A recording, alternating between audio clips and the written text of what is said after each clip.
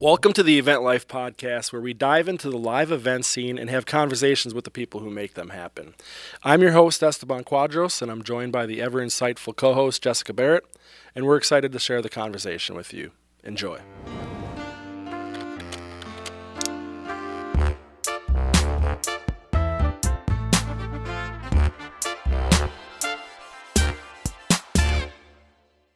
All right, welcome. Thank you guys so much for being here. Thank you for having us. I'm just going to introduce you quick. So this is Jennae and Elliot Saltzman. Is that right? Did I say it right? Yes. Okay, so I was like, I'm terrified of messing this up now. I've known you for a really long time, but I'm going to say your name wrong. I know. That's my deepest fear right now, actually, is that I'll say your name wrong, even though I've known you for a million years. I love it. So the two of you, St. Paul power couple, right? That's how I would describe you. The owners of the Whim venue in Minneapolis. So Jennae, you've got a background in wedding planning. You've been doing that since 2013. Yes. And we're the owner of Blush and Whim Planning for many, many years. Correct. Yep. Cool. Elliot, you're the general manager over at the Whim now. Yes. Yeah. And you've got a background in security, sales, cannot read my handwriting, marketing, and SEO, which is how I first met you initially, was the SEO stuff. After this, I gotta say, Jessica, I've never been in the security business. What did I write then? But Did I say security? But I feel like after I am in charge of security at the Whim. So There you yes, go. I do have Now he security. does. I think I meant Head of marketing. security. Did I say at the Whim. marketing? Yeah, advertising, marketing. Yeah. Marketing, that's what Roofing. I meant. This is my second drink of the day. I'm a lightweight. So this is why you won't let me do any more intros. No, this is great. This makes it fun. That's perfect. I met you through Aria, I think. Yes. The first time I met you, you were planning Blush and Whim. Yes. I feel like we were like ships in the night. Like, I feel like I was like maybe on the tail end of being at the actual events with Blush and Whim when you started there. But I definitely remember meeting you. Yeah, because I think you were only maybe there for the day of the event, or I don't recall if we did the full planning or whatever. Towards together. the end, I wasn't on site anymore. My team was just doing all of the stuff on site, and I was Yep. just more managing everything. for sure. So, but I definitely remember meeting you at an event or two. 100%. And Yeah. it was a great event. I can't remember what it was, know. but I know it went Who good knows? because it was us. Yeah. And then And you were great. And you were that- there, and they were excited you were there, which is awesome. Yeah. Yeah. Yeah, was that the one where they're like, I better not even say, I guess. I think you were just new, and everyone was excited that you were Okay, there. They cool. were like, "Oh, that's Or it was so like, awesome." what are we going to edit out later? Yeah. Well, no, there was a couple people that were rubbed the wrong way before I was on board. And there were a couple people who were like, I don't know. And then You were they're on the like, apology fucking, tour. you got to meet Esteban. I He's only great to heard work rave with. reviews about you. That's awesome. I appreciate that. Yeah. Thank I you. wasn't even in the industry, and I heard rave reviews. Yeah. Too, so Well, that's crazy. yeah. Like, no one tells them to me. They just tell other people, I guess, because, That's the hey, greatest it would be compliment, cool to though. hear it once in a while. you know? Yeah. Yeah. Just telling you now. We want to keep No. you humble. So, and then that's where the Whim, the venue comes from. Blush and Whim, and then it Yes. became the Whim. Yes, the Okay. name just kind of played off of that. And I don't know. I feel like figuring out names for things can be really challenging, but for Super. us it's pretty easy when we come up with names for things. I don't know why. I think we went back and forth on. I mean, we had a lot of other names, but I think at the end of the day, we wanted to.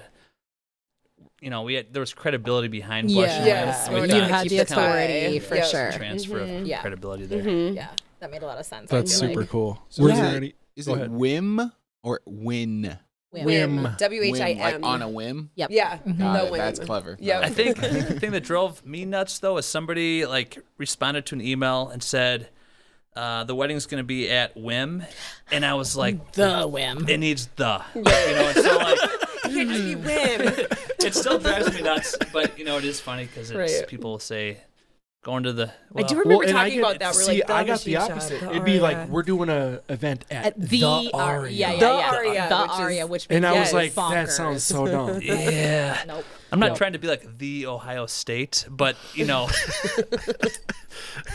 that's like a. I got a sports reference. That was funny. I love it. You got one, I got Jessica. a sports Nice. reference. Nailed it. But it is one of those things where, just Whim on its own is a little funny. Sounds funny. Yeah. Yeah. No, the Whim makes more sense, and it's perfect. So can you tell us like just a little bit about like how you got into events and like where that all started, and then definitely want to hear about how you ended up here. How I roped him in. Yeah, exactly. Got into the dark side. You just got voluntold, right? That's Yeah. how you got here. He was like an unpaid employee for a really long time. And then he decided he wanted to get paid. So That's right. yeah, no. late nights I call him and be like, I could be home at like 4 a.m. or I could be home at 1 a.m. if you want to like come help. Call's yours. Tear down. Yep. Yeah. I've been in that wedding industry just as long as Jennae has. For real. So. For real. That's my therapist and everything. Yeah. No, so I got started in events kind of serendipitously, I guess, because I graduated during the recession. Okay. So when I graduated from college, I wanted to go into like advertising, and everywhere I had interned was closing. Nothing was hiring. So I was like in my parents' basement. I was like, oh, fuck, where am I going to work? This is so stressful. Yeah. In hindsight, I wish I just would have enjoyed that time a little more and maybe traveled or something, just chilled out. But Fair. I was stressing. So I had interned at a winery in my hometown. I grew up in St. Croix Falls, Wisconsin, teeny tiny. If people know where Taylor's Falls, Minnesota is, it's like right across the bridge from there. And there was a mom and pop winery that had opened when I was in college, and I interned there one summer doing events. Okay. And the wedding guys did a trend wedding there the summer before I interned there. And that's like how I got interested in it, because I saw it in Minnesota Bride and everyone was buzzing about it. And I think we had a friend, Betsy Hedberg, like catered at it, which was really crazy. Like hire a host, if you remember them. Yep. Yeah. She was working for them, and I remember her talking about it. And so I was like, oh gosh, I got to work there. It looks amazing. And so I interned there, had a great experience because it's a small town. Like we knew everybody, and I got to wear a lot of different hats, like working behind the tasting bar, doing the wine stuff. So like learning a lot about wine. Yep. And they didn't do just local wines, which was cool. They brought in a lot of like California grapes. And so I got to learn about California wines and things like that. So I feel like that was like a great base. I had been like a server at a couple different properties that this same family owned on a lake in like Bolson Lake. So doing kind of like high-end weddings on the lake and then doing some high-end weddings at the chateau. And so when I couldn't find a job, I approached them. They're like, well, we're hiring an events manager. And so they like totally threw all their chips into me, which was really nice. I was really young. But they brought me on, and I was there for maybe 2 seasons. Well, we were planning our own wedding at one point, which was funny. Can you date it? Like ever. what years are we kind of looking at? So what was that? 2009, 2010. 2009, 2010. Yeah. Yeah, because we got married in 2010, and people so were like, "What was your wedding like?" I'm like, a nightmare, because I was planning like 20 other weddings that summer and did not plan my own. I think my mom was ready to wring my neck. I feel like we are our own worst clients, like every time. Yeah. Well, it probably felt like you were planning your wedding because you were planning all the other ones. And you're like, I'm planning a wedding. Who cares about mine? Yeah, I have it's clients. fine. I'll figure it out. I don't care about mine. My mom was like writing out like table numbers on construction paper the day of. His mom was making the seating chart. It was like the night night before. This episode is sponsored by IMAV, an innovative and leading audiovisual company based in the Twin Cities. If you're looking to elevate your next event, all you have to do is reach out to the team at IMAV. They'll put together a package that not only fits your budget, but takes your event to the next level. IMAV strives to not only be a resource, but an asset to the success of your event. Whether you need video, audio, or lighting, the professionals at IMAV can execute and run your meeting or event flawlessly. Their team is a dream to work with and always deliver a final product that leaves guests blown away. Find them online at imav.pro. Use promo code EVENTLIFE when you contact them to receive 30% off all equipment rentals for your first event. Again, go to imav.pro to lock in the best audiovisual vendor for your next event. All right, and we're back. We had a little technical issue real quick, but you guys were saying about your wedding. I think you were talking about your wedding a little bit. Yeah. Anyways, terrible. It was the night. It was so fun, but it was a shitstorm planning it. We were young, and everyone came in a week early. We partied for We did like the old week, fashioned thing where I had my bachelorette party like on Wednesday. Elliot's bachelor. Well, your bachelor party had been before, but bachelorette party, shower. Rehearsal dinner, like everything back to back because all of our friends lived all over the place. Yeah. So, but our parents the entire time were like, "Hey, there's like important things that need to get done." And long story short, we were like on Elliot's parents' boat, like on the river, like la la la. My mom would call. She'd be like, "Are you like planning anything?" I was like, "Oh yeah, I should probably get off this boat." We were just it was point terrible. is, night before the wedding, great, your own worst client. It's like I was up till 11:45 the night before, like figuring out where everyone's gonna sit. So like we were like not. I wasn't even involved in that. I was like such a shit. I was like at the hotel, like woohoo, having some champagne. That's so funny because like you're a planner. I know. And like meticulous. Don't ask about my own wedding. I'm very type B in my life. Type A in my job. I mean, that's like us okay, here. though. Yeah. We're catering a little bit here, but we don't go all out. You know, it's like we don't care. No, Truly, I think events people were always our own worst clients. Like it's 100%. it's just like because you can do it. It's like I'll figure it out. Yeah, it'll be fine. fine. just figure it out. Yeah. Yeah. We'll just throw it together, and then you're like, Yeah. oh, that's why people plan these things. Right.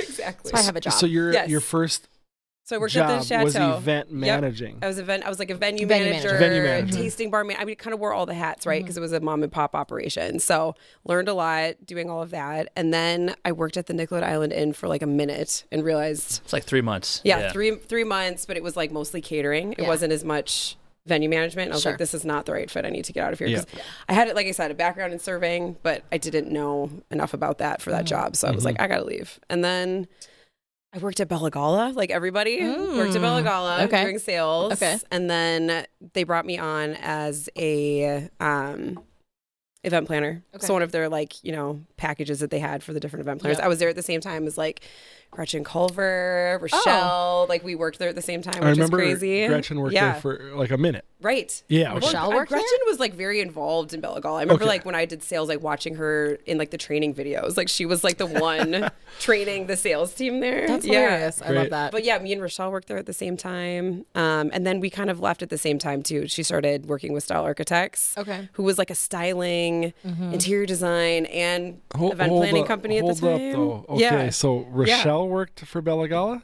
Yes. Yeah. We both worked for Wow. Bella Gala. And then Yeah. she started Style Architects. No, someone. Style else. Architects used to be something else. Okay. It used to be like a full service operation where it was like you could hire them for styling, you could hire Okay. them for interior design, you could hire them for event planning. So she was like in charge of the event Wedding. department. Yeah. Yep. I did some of like the first couple weddings at Aria with her. I think she was like Yeah. fairly new to it. Yeah. We also had a couple one time where she brought in an assistant for the first time and I think had like left early for the first time. And then there was like some sort of kerfuffle with a family member and like Was it Doug? not done. But it's fairly similar-ish, except that like the maid of honor, like sister of the bride, was like threatening to beat her up. Oh my gosh. And it was like almost a fist fight in the like dressing room, and I was like, Things so I had were to, like, so different back then. Yeah, Things were so different back then. I had to take the bride outside and be like, is this how you want to remember your wedding day? Do you at a fist fight? Is this it? Like, Oh this my is what you want gosh. to think The bride about? was going to whoop some ass? Yeah, she was That's in it. kind of cool. She was ready to. She was scrappy. She was I had ready a to wedding go. at Calhoun Beach Club one time where there was a fist fight between a very, very beautiful girl and her sister outside the front of the venue. Not And the, what's the Not restaurant? the bride though. Not the bride. The no. eatery. The eatery. Yeah. The eatery. Yeah. A bartender from the eatery called the police, and the police pulled up as like the limo was pulling up and the bridal party was getting off. And I was like, "Could you arrest her around the corner? That would be great." Yeah, if you could just move them around the They're about to corner. get off the bus. Yeah. And my whole team was on, so it was kind of like a high-profile client, and I just remember my whole team just like freaking out inside, like she's on the piano, and then they brought her outside, and that's when they got in the fight. And Oh my god, God. yeah, but everything was fine. They didn't know about it. No one knew about it. Calhoun until Beach after. Club used to get wild. Yeah. There's a lot of times, because there's people that live in that building. Yes. And there's been times, because I used to work for DeBeco, and then I worked primarily out of Calhoun Beach Club probably for like 3 or 4 years. And there was a time where this dude who was on some pills or some shit, he just would not take no for an answer. He kept breaking into the event. And I had to stop the groomsmen from literally murdering this dude. Yeah, Oh my beating his ass. God. That I Yeah. have some horror stories too. I like had a groomsman one time. Elliot, you were there for that. Elliot came back. We were moving all of this floral. The bride wanted to keep all the floral, like every piece. You're like, where is this? We all were gonna like go? moving it into Hotel Ivy. We were putting it in the shower around my the God. bed. Like, Her dad literally was on like, top of the toilet, "Jill, what do you everywhere. have I mean, there was with any floral?" spot there was floral in this Delusional. hotel. So Yeah. we're loading all the floral out, and all of a sudden we come back inside, and like the drapes were ripped down. There was red wine spewed everywhere, and like this huge hutch in the bathroom had been like pushed over, and there was glass everywhere. And like some groomsman was like just raging, and like came in after the wedding was over, and just like Went nuts. went rhino in there, like destroyed everything. It was That's the example I crazy. use when people ask, like, "What? Why do I need general liability insurance?" Well, And, here's like, a great that's the, example. like, one of Yeah. the Yes. examples I can never think of. That's a great one though. It Actually, was nuts. Yeah. So I feel like every time I was there, D'Amico was like, "Oh, hey, Blush and Whim, what's gonna go down tonight? A fist fight or a rogue groomsman?" Get some hyped up clients. That's Yeah. awesome. That's Yeah. super. No, but going back, I feel like Rochelle was kind of a big part of my starting story because I was kind of helping her with some stuff at Style Architects. And I remember her being like, "Join us, like, come on to the team here." I was like, "I gotta try this Blush and Whim thing. I'm gonna start this thing, and if it doesn't go well, I'll come back." But Yeah. then it kind of took off. But I feel like we were kind of doing those things at the same time. And like, she was such a mentor to me. So that's awesome. Yeah. I mean, she's a force for sure. amazing. Couldn't have learned from anyone better. The Blush and Whim, like the wedding that I know that you and I are thinking of right now. Was that one of your first Blush and Whim weddings? It totally was. So when I left Bella Gullah, I was still contracted on a few different events with them, but I was supplementing with Blush and Whim. And that was one of my first ones on my own. Sarah from On Solid Ground, who was also a huge mentor of mine back in those days. Awesome. She was so awesome. She was having a baby. Yeah. And she was like, because she got brought on because of the rental stuff. I remember this now. But she was doing all of the design for it and working really closely with Danny from Studio Florette on that one. And she was like, I'm going to be having a baby like on the day of the wedding. And they have this huge rehearsal dinner at Mill City. Like, can you drive the U-Haul full of stuff and also do day of coordination? I was like, yes, 100% I'm on it. Yeah. And so I, totally faking it till I made it. I was like, Dad, can you drive? Yeah, let me jump in here and just say this was early on, and I think the one thing that we found with Jennae's contracts is that they start out like a paragraph, tight, but then like by like year 7, this thing is like there's no gray area anywhere. Yeah. But at the beginning there, it's like, hey, can you do this? And it's, well, the contract doesn't really state whether you will or not. So long story yes short, to everything on that one. Yeah. That event that you guys are talking about, it was myself, it was my dad, it was Janae's dad, it was our moms. All hands on deck. And there's I didn't have a staff yet. I had nobody. It was my first there season. might have been like a U-Haul that bumped into a car. My dad and then, totally made the car just- with the U-Haul. And he's like, it's fine, just get in the car. Get a car. Keep it moving. There's no cameras back here. Yeah, he's like, we gotta get these rentals, and he's like a super intense dude. So awesome. He's like, just get back in the truck. It's fine. I was like, oh, Dad, oh God. I mean, okay, Yeah. and so for reference, that wedding. I mean, first of all, even though I do not advocate for like overextending yourself in that way and like killing yourself It was amazing though. but it was incredible, and I think it was like, I don't want to say like it like changed anything necessarily career-wise for you, but it definitely I was gonna say I don't moved want my trajectory really quickly. like all it the way was over. like a little bit of a hockey stick sort of like it was like whoop right to the other side. And that wedding kind of put Aria too a little bit on the map. Oh, it was like nationally. I remember that it photo was being. it was the photo that they used for when the first year Aria won 100 Best Venues in America on Brides magazine. Yep. And then I think it's been used a lot of times since then in different places, but it's like the iconic image that people think of a lot of time, like back then. And it was between the pillars, and they brought in all these trees. It was insane. It was wild how many trees were in the building. And then they were taking full grown birch trees. Yeah. It wasn't just like little dinky trees. No, it was they were, like 13, giant 15 foot trees that they brought in. It was crazy. And then they had these garlands that's like huge, big garlands of was it eucalyptus and greenery? I mean, it was 2013. But it was eucalyptus season. And at that like volume though, to do that stretching huge. all the way across, like the way they would do cafe lights and stuff. And they brought in, I think, all different draped tables. everything. They draped everything. Yep. She did not like the world is yours sign, so they made a custom Was a drake. lot of it white? It was very white and green. The whole thing I was think very I do remember aesthetic. seeing photos And they of brought this, in, yeah. it's in this little like lookbook over here. Oh, So nice. if we need to like insert an image of it right now, here we go. Just kidding. I'm sorry. We'll cut it in I was like, later. is something gonna happen? We do cut in images later. No, it'll come into the final. Yeah.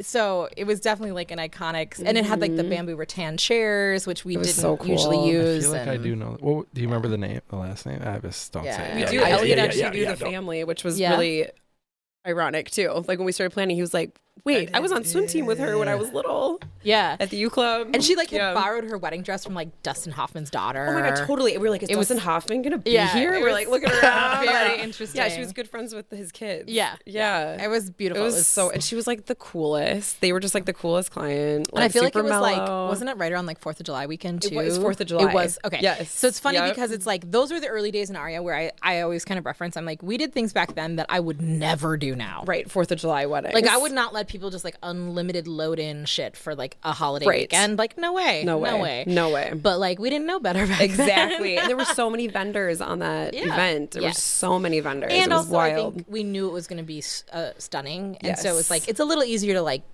stretch those boundaries when you're like, well, I know this is going to be super cool. It was also like in the early days of Arias when I was like, I basically lived there anyway, so I might as well just be here. You know, I was there like 70, 80 hours a week, like every week. In the back, it's fine. Snapped in every surface in that building. So. Furniture on 2A. Yeah, oh yeah, the furniture room slept in all those couches for sure at some point.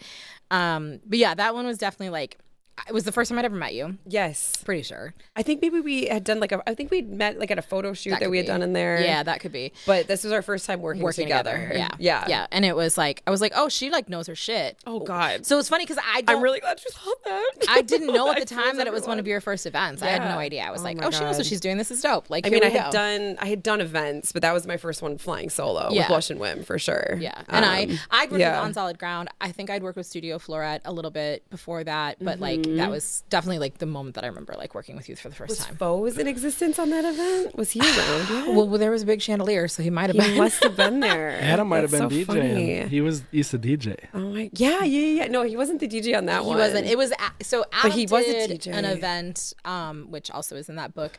That was like the first one. I very distinctly remember meeting him at that one as well. As and it was as doing the lighting. It was the first time he'd have. I don't even think he had the name Foes yet.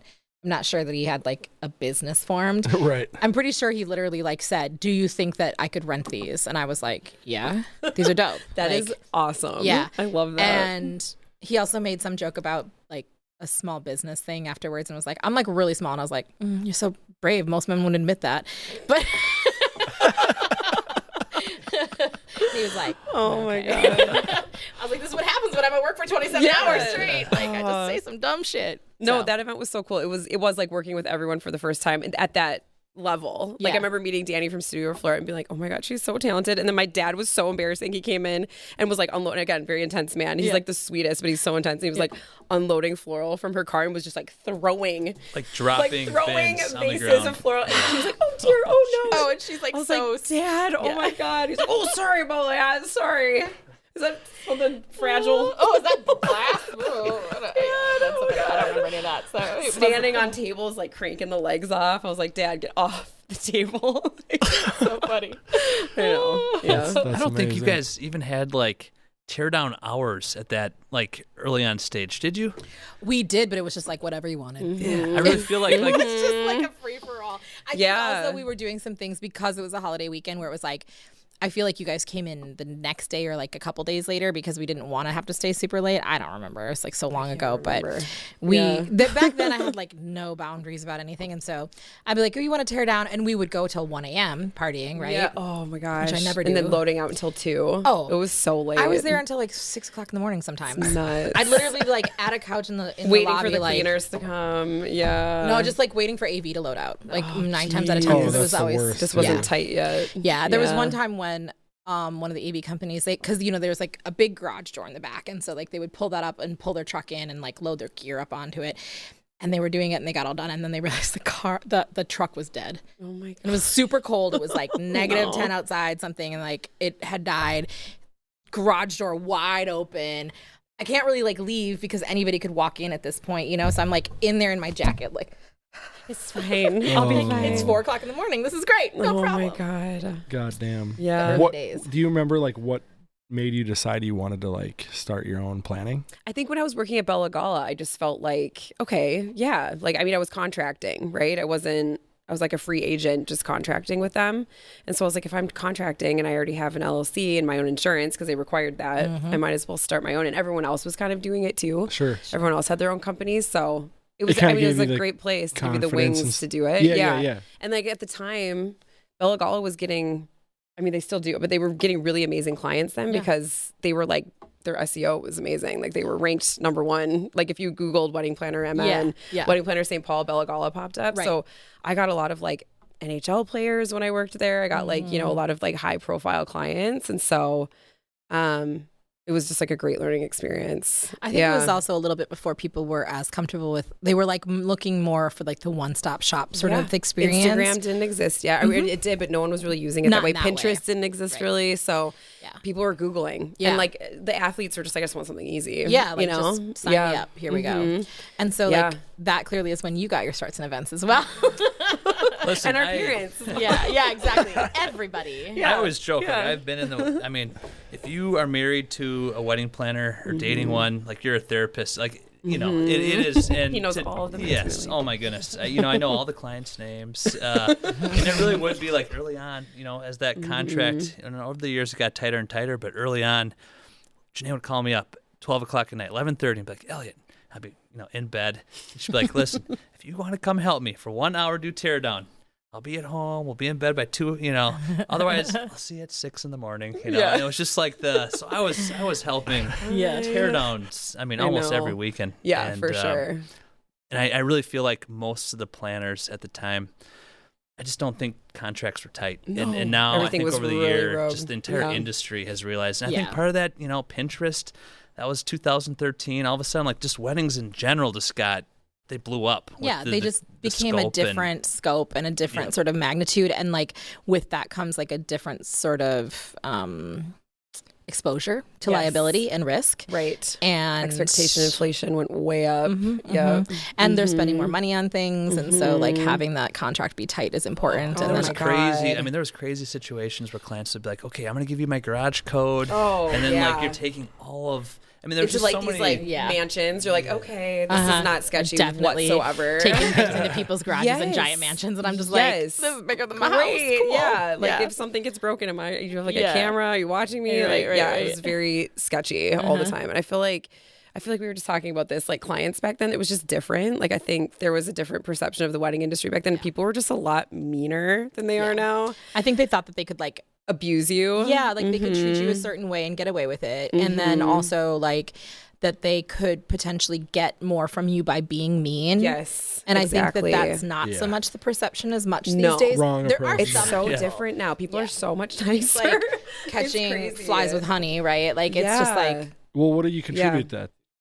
I think it's just a respect for the industry. I think the industry was just really small back then. And I think people didn't know a ton about it. And there wasn't a ton of like big scale stuff happening that people had respect for or that they were seeing. And I think with Pinterest and Instagram, then there's exposure to everything. And so people are like, oh, I'm actually excited to work with this planner now. yeah, like, like I they want her have to their own like presence me. kind of thing. And they have their own following and they have their own like and Influence or whatever. Yep. And it's like the professionalization of our industry, I think, is like huge. Because it was like back then, I mean, do you ever, I'm sure you did back then, get people who were like, this is just like a fun little hobby for you, right? Oh, totally. This is just your side thing. I'm like, The this number- is my full-time job. Right. The Yeah. number of times that at Aria, of all places, that I had people be like, is this your full-time job? I'm like, People still ask us that. So what else do you do on the Literally. side? Like, is the venue just like that's on the side of what? Yeah, on the side of what? This is the job. I'm here all like, the that time. like, makes enough money to Right. like make a living. Yeah. And, like, yes. Yes. I think, That is- I mean, I think the part that we see a lot is when you're planning your wedding, you think of it as this fun hobby. So it's always like, hey, are you available at the venue at 7 o'clock at night or 8 o'clock at night? Because I work 9 to 6 5. a.m. on a Sunday. And it's Yeah. like, Oh, So for do like I, bro. tours. Tours just or like, whatever. a couple Oh, Yeah. things that, 100%. it's like, this is like, the wedding industry also works a full-time job, 9 to 5. So like, here are the hours, Yeah, so it's like, well, Right. I can do a Monday at noon because like I'm busy. We have events Tuesday through Or when they're Sunday like, or can whatever. I come Saturday at 4 p.m.? Yeah. that's, No. yeah, that's, Yeah, Either I have Yeah. an event, and if I don't have an event, I'm on a boat. I'm going Or I'm to. doing whatever gonna live it is my that, life. that people do I'm for living fun. my life. I'm Whatever that is, I don't know skiing. what it is. But Al, I just laugh because Alex loved that. If it's Saturday On a at boat. 4 o'clock, I'm either doing an event or I'm on a boat. 4 beers deep, okay? Like, I'm not giving just you like We a work hard and we play hard. Yeah, exactly. Right. It's just a real Minnesotan response to it. Yeah. I'm on a boat. I'm on a boat jeez. in the river. take a good hard I got look. a sitter. I gotta go get a boat. Got my mom water. Minnesota water taxi. Yeah. Exactly. Going back though, Jessica, you said that's when I entered in. Jennae in 2013. That's when you started doing security, right? Yes, God bless I'm in him. the security business, So Yeah. I was in marketing and advertising, and I thought, listen, here's Jennae. She's starting her business, and how can I help? And I'm selling all these big companies on how to improve their online presence. And so I'm like, okay, I'm going to start like doing this just on her website. I'm going to talk after the show And with you.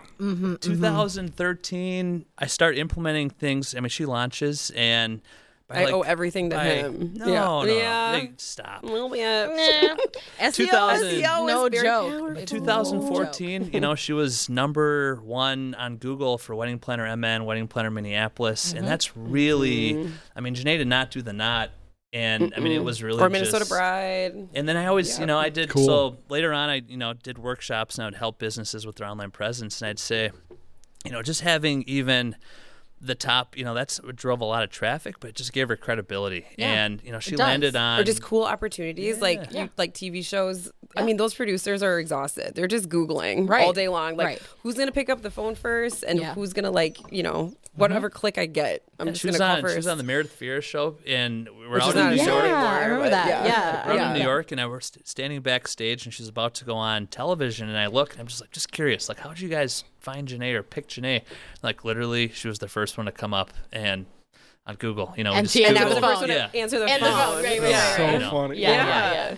But like cool So- stuff like that, I feel like that's all SEO, and so that's Elliot was able to build like a really credible business within the wedding industry, like nationally, because of like our story, which was really cool. Can we get a quick like top 2 or 3 tips for people Tips that on are trying to build People SEO? pay him for this. No. And Not I'm anymore. totally. Elliot's not like anymore. the nicest person in the world. He's like, I will give you everything No. for free. He's, No, a, totally. he's Like- a retired security guard now. Yeah. tired. Yeah, I'm on a boat. All right. I'm, Never live This is like down. reminding me of your entrepreneur days. Like, what are your top 3 SEO tips, Elliot? It used to be one of those things Well, and where I'm only asking because it's super selfish. We'll talk offline about some more. Let's take a look at your presents. I could critique your website right now and give you really good like. Okay, no, we'll talk later. Let's scrap the but tips. the yeah. Dedicated pages. I could totally give you all the tips in the world. I'm not in that business anymore. I'm like You have full no time. time to do Yeah, that, well, right. it's one of those things where so I'm not guarding any information now. You know, Yeah. I would just say, you know, the best things that would just be top 3 for event world type businesses is list all the different services you offer and have a unique page for every one of those services. That way, then you can optimize your website for each of those services. And then just really be doing, it's called a keyword research, really understand like how are people actually searching for you, Yep. and then make sure that you're just like implementing those. And that's where like obviously you get into like the nitty gritty, but And so the individual pages, because you can have SEO attached to each individual page, and exactly, that's yeah. where the search. yeah, a lot of people the think search- it's like, oh, yeah. let's do this like really sexy one-page website, but then the problem with that is like you only have one page to optimize, you know. So, anyways, That's a good tip. tidbit. That's a very Yeah, good tip. Thank you. I learned a lot already. Jesus. That is really interesting though too, because like so with BPS we do a lot of research of venues in different markets and stuff. So we've been working on a project that's like out on the East Coast and in this very specific region. And for whatever reason, almost every website out there has just a glut of words, right? It's just like it's like so overwhelming that I almost can't read it because there's so many words on the page. And I think that they think that like, I'm like, are you getting paid by the character here? Like what's happening?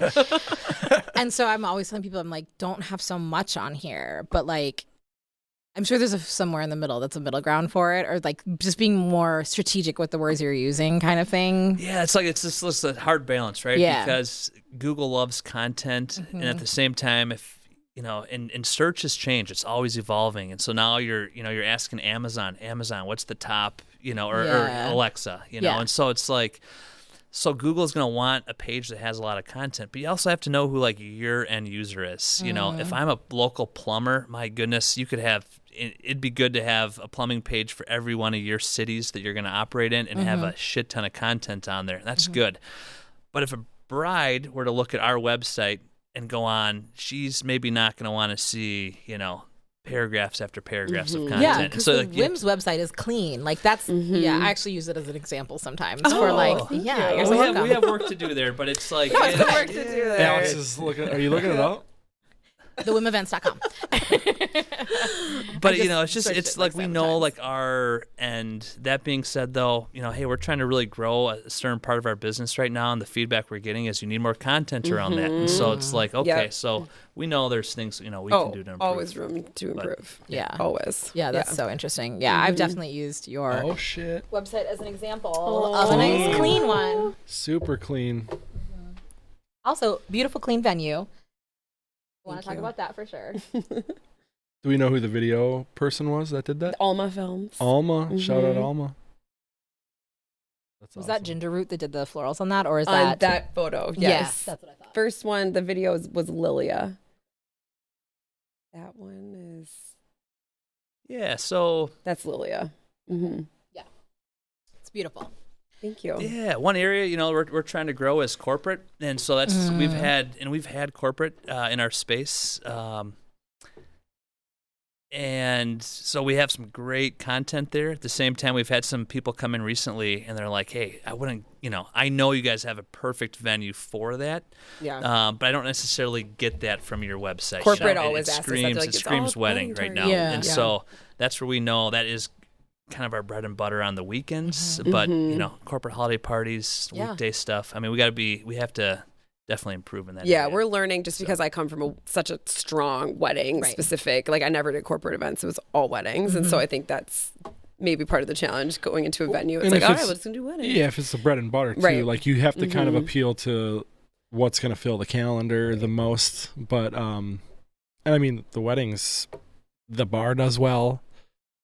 You rent out the space, Yes. or do you guys? You don't do a bar, do you? We do. We do do. the You bar do. program. You do, yeah. Yeah. Yeah. Yep. Yeah. So that is, Awesome. license. Yeah. Yep. That's like, so for example, that's, you know, we got somebody that was reaching out about advertising for bar and bat mitzvahs, and you know, so we've had some in our space, and those can be great, but you know, the ones we've had so far, not a huge bar bill. So for a venue that isn't in control of the bar, you know, like maybe that's great to fill up some of those days. But Saturdays. if it's going to take Yeah. a Saturday in a month that's a prime wedding month, you know, 100%. You want to save it for a wedding. well, you're just, you know, those Kind are of, things yeah. you're thinking of, you know. Yeah. So it's, those are the it's- levers you kind of have to yeah. balance. Exactly. Well, and like, I do want to talk more about that, but to backtrack a little bit. So starting Blush and Whim, and then you were doing the SEO things. And then how did you move from that into the Whim? Yeah, we kind of dabbled for a while in a couple of different entrepreneurial things that, you know, just kind of like failed fast and just kind of moved on from. Like I had something called Petite Planner, which was like an online course. Elliot's whole platform for Hippreneur was an online course. And so we started something called Course Income together where we were training people on how to make their own courses. So we did that for a little bit. I worked with a gal who was an editor. Shout out to Steph Weir. She's amazing. But she was an editor at Style Me Pretty. And we worked on a project called Wed by Design for a while where we were doing design packets like on a national level. Didn't really take off. It was super fun to work together, but it was kind of one of those things where it was like fail fast and move on type of thing. Yeah, creative outlet and then move on. It was like, this isn't really working. We were both having kids at the same time too. It was just like too much. Yeah. So both of us were doing different things like that. And then we had 2 kids and it was 2019. Yeah. We had just had our second child. shout out Blair Saltzman. She was born on October 5th. My birthday is the 12th, and it was like October 9th. And my dad takes me out. He was having like a pre-midlife crisis or something. I don't know. You know, it was just like my dad took me out for lunch for my birthday, and I'm sitting there, and I'm like, okay, I have 2 kids now, and we had just done, like Jennae said, we were just dabbling in all these different things, and I just started having this feeling where I'm like, I gotta support like a family here, and I don't know with what I'm doing right now if this is totally gonna get us to like being able to truly do that. And It so felt like too many pieces out and not one vehicle that was really driving the income that we wanted. I came home that day, and I looked at Jennae and I said, Jennae, we gotta make a move here. And I said, I'm gonna start a roofing company. And His history was as in roofing. dudes do, as us dudes do. You had experience. Yeah, in it. I ran a roofing company back in college and started one after college, and so I had success with that. So that was one of those things where like I knew I could do it. It just seemed like, do I really want to get into that lifestyle with kids? Because it's a lot of like crazy long days. Long weekends. So I mean, then we had long second weekends thing, I with said, those. hey, Yeah. okay, roofing company or an agency? And Jennae, I knew was excited, would be excited about the agency. And lastly, it had always been a dream of ours to do a venue. And so I threw out venue there. And Jennae More immediately... Elliot's dream than mine, actually. Jennae immediately was like, agency. And I had to talk her out of the agency. And And then I was like, I'm going to go roofing company. And then finally, I think we were just like, like if there's ever going to be a time, like why not just go for it now with the venue? And Jennae was really reluctant there. I just feel like in our industry, it's like stay in your lane. And I really felt like that imposter syndrome with a venue. I was like, I don't know what the fuck I'm doing. I go into Machine Shop and I look around. I'm like, oh my God, it's so amazing in here. I go into Aria and I'm like, this is insane. I can't believe Jessica built this stuff, So I just felt that imposter syndrome. Yeah. I was too loud or... So anyways. No, it was just like too high. Oh, okay. We decided venue. And then we just went full on. And that was... So the decision was made October of 2019, and then boom. It was a journey from there. But that was the decision. And then it was open just like that. Yeah, and then that was that. Nothing bad happened in between. No, it was so easy. So 2019 is when it opened? No, that's when we made the decision. Okay. And then we went, literally, we started looking at spaces and like literally, got on the Blair phone. was like a newborn. I was like carrying her around in her carrier and like wearing her to like different tours and hard hat tours with a like baby. breastfeeding in the back, like just a second. Yeah, I'll be right back. In the car or something. Literally, yeah. 2019, we started calling on spaces, and we got pretty. We kind of found our spot, we felt like, and we started talking with somebody and working with somebody for 9 months on a specific space. And during that time, that's when we reached out to Jessica and Castina. And this is like unsolicited. If anyone ever is listening to this and has anything, is even thinking about doing a venue, it's just like, please hire just them. Look up Bigger Picture Solutions and call these guys. Before you do anything. This is why I wanted them on. Yeah. This is what you wanted us here. But I know, I was and I can give all the reasons paid why. actors. But the don't point is, do anything. Don't even start looking. Just call them first, please. Just call them, yeah. Please. Before Also, you're on fire. yes, please. Before you're on fire, just call them Sometimes, first. sometimes when we get involved, like later in the process, we're like, well, now we're going to undo all these things that you did, or Yes, or we suggest can't that help you you, do. or Oh, that's like if you're set too in late stone. into it. Yeah. Oh my Yeah. God. The And there's so biggest- many things you could get. I mean, the cart is always before the horse with venues. So it's, So 9 months, after 9 months, and obviously COVID's happening in there, and that kind of slowed things down. But it ended up falling through with somebody, and we then found our space now in basically a whole year later, October of 2020. And then things moved signed fast. on it. Yeah, signed on it in November on Thanksgiving. Basically, it was like the day before Thanksgiving. So I think we look back on the 9 months with that other developer and that other space and like felt like so defeated when it fell through and felt like we wasted so much time. But at the end of the day, when we found the right space, everything just was like quick because we understood everything. we learned so You learned much. a lot. We knew what a the fit hard plan way, was. right. We knew what all these like when we first started. Cam and tax and sack and whack and Yeah, sack and And whack, so baby. October 2020 was like 7 months of like Yeah. COVID. Right. We were 7 We months were into starting COVID. to ramp back up. Like a couple of things happened in September, But then we're getting back into lockdowns because of and then October, Right. and then later in that I winter. was simultaneously still doing Blush and Whim at that time, which We was signed a our nightmare. life away practically. Like people thought we were crazy, but at the same time, like every time in life, right? I remember the most successful people I was talking to at the time. Risk. Well, they're just like when everyone's selling, right? Like you're buying or everyone's Warren buying. Buffett, and you're- baby. Yeah, totally. And so Yeah. like this was this time where and don't get me wrong, guys. I mean, it was a hard time for businesses, and of course you feel for everyone, but at the same time, there's a lot of opportunity, and I think we looked at that negotiating wise, better for us at that point. We're not huge risk takers either, but that one definitely felt like. And I think the bigger thing we saw is like, I mean, we had to have a solid business plan, but we also knew like, okay, we knew the wedding industry, so it's like we know there's demand right now, and there's not a lot of spaces because everything's getting pushed back right now, and so we kept telling the bank that, so there was, but we signed away November of 2020. That's ballsy. It was. That's awesome. Yeah, because it was like a little uncertain. I think we kind of realized by then like it'll come around eventually. Yeah, we won't be never doing this again. Yeah, so it wasn't like Yeah. all that crazy. And Felt like that for a while for sure. Yeah. it was actually fucking awesome to sit at home for fucking 7 months or whatever. On and- unemployment. Like, woo. yeah, I mean, I In between actually crying jacks, it was great. I was lucky enough to be paid through that, but that's it was not the same for everybody. But No. And it was, I mean, don't get me wrong. Like, yeah, it was risky and it was we were excited, but my anxiety was never had been worse at that time. Same. I mean, I was doing tours when we had signed the space and just being like, I don't fucking know if this is even going to happen. Right. Like I said, like the cart was before the horse on so many things. Like there were just a lot of pieces that weren't even in place when we started doing tours, and it was just an empty shell. There was nothing in there. Right. I didn't know if COVID was going to get worse or better. Right. And I was like selling this thing and signing contracts, and I was just like having panic attacks. Yeah, well, and, we had a COVID contract there and stuff. I mean, but I still was I just felt like, I think from the history of wedding planning, I just felt so much You like, feel am I so lying much to responsibility, them? right? So much Totally. responsibility. Right. Yeah. Which is completely Yeah. fair. And it was like so many unknowns at that point. Oh my God. It's one thing. Yes. It's so hard to build a venue from scratch or like renovate a space, even in normal times, Right. with the unknowns that come into play and the backups and the delays and the construction stuff and blah, blah, blah.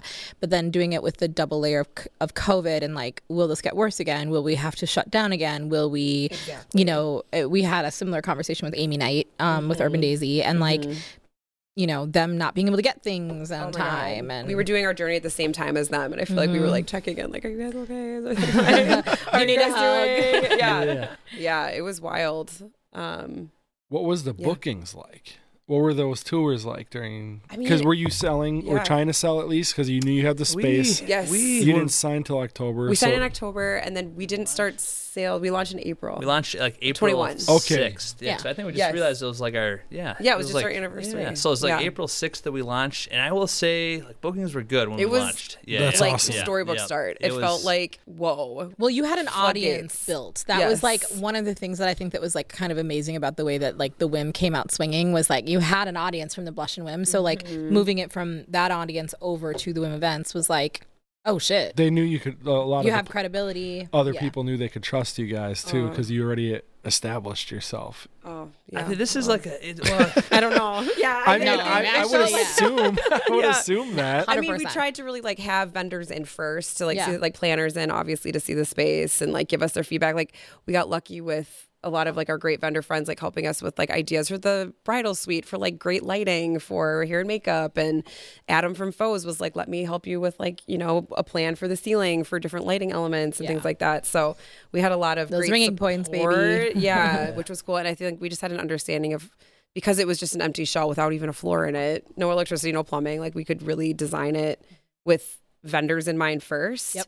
and then the client in mind, Yeah. which is the most, because I mean, vendors at the end of the day are like everything. They're your repeat customers. Exactly. Right. They're your repeat Yeah. client, and the client is obviously They're super awesome important, and but- important, but like right. those vendors are the Yeah, most if important the piece to vendor- make them happen. If the vendor hates being there, it's Right. a tough sell for everybody else. Well, yeah. Or if it's hard load in, or if it's Yeah. awkward, you know, layout, like They they're never become gonna come back. ambassadors for you, you Right. know, like that they like working there. They're going to sell the space for you. They become like a sales team for you in a lot of ways. Exactly. And like Right. my like management mentality has always been like taking care of my employees first, Yes. vendors second. Yes. And if you do those two, those clients will be taken care of automatically. Exactly. you And I know? think I really had that understanding from being a planner Yeah. that it was like, yes, my clients are important, but Yeah. the vendors are everything. And I, like, as a planner, you're not successful without your vendors. It's just your ideas in your head. Yeah. And like maybe on paper. But Right. you need all these people to bring these things Yeah. to life for you. And you most know? clients are not repeat clients, right? Unless it's Exactly. corporate or nonprofit. Right. Like most wedding clients are not repeat. And No. even their family and friends are not repeat. No. Because They don't want to get married at the same place. Nope. Right. It's not the same anymore.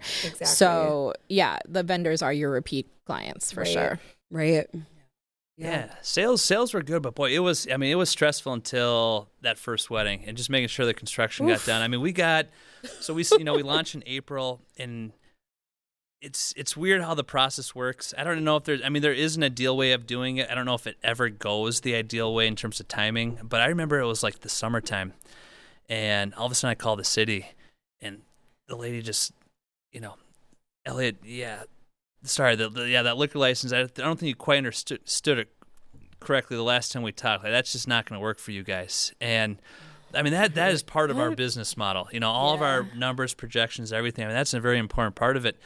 So I remember that day, like, I've never had a panic attack ever in my life leading up until that night. And that night I've I had woke plenty up. for both of us. Plenty. 2 a.m. I wake up, and like I'm having like the outer body experience. And I'm looking finally like, calm I down. see what's happening. Yeah, to you're you. like, say It's something okay. you can touch, something Yeah, you so can you can hear. smell. But something like you can hear. it's different than like launching a course, right? And then like something. I mean, you have like all these clients on the books now, and Stakes then are of course high. like you start thinking like, okay, this is gonna happen, this is happening, okay, I'm gonna lose my house, my That was kids, I'm gonna scary. die. Oh, yeah. I'm gonna die, and then I'm gonna die. Real easy to It, catastrophize. yeah. Yes. What was up with it? Well, Why did they? I mean, it is and getting a liquor license is not easy, and Totally. it's you know, And depending on where you are, it can be harder than other It places. feels like the mafia. Like honestly, it's like you get one, but it's you a do lot not. like doing your Yeah. taxes, where it's like, you know, we aren't going to tell you the answer. You can't find it anywhere. But if you do it Yes. wrong, you're going to go to jail. Yes. Like Yeah, that it's- sort of It truly thing. feels like the mafia. the thing Yeah. is, it's like, so I called there again. I called Jessica and Castina. I think I do remember Bigger Solutions. Solutions.com, I'm just gonna you keep know. looking in the camera every time I say it. But It's like, I and didn't do this on then purpose, I swear to God. and then once you get that venue, call EventLifeTV.com. Yeah. You know, but yeah. so I remember very distinctly getting a text message from you, and I think Cassie and I were in the same room, and I go, ooh, Elliot is not well. Like, we might need to have a I chat. never try to go text or call because I'm just like, I'll keep it professional over Yeah. email. But that day, I remember I have to text. I remember that too. Yeah, and that was okay. You were very welcome to And do you that guys, anytime you you guys want. connected me with the right consultant, and so ultimately we had to have somebody help us, you know. And it was a process, but that was scary. And I think part of it is, like, once you understand,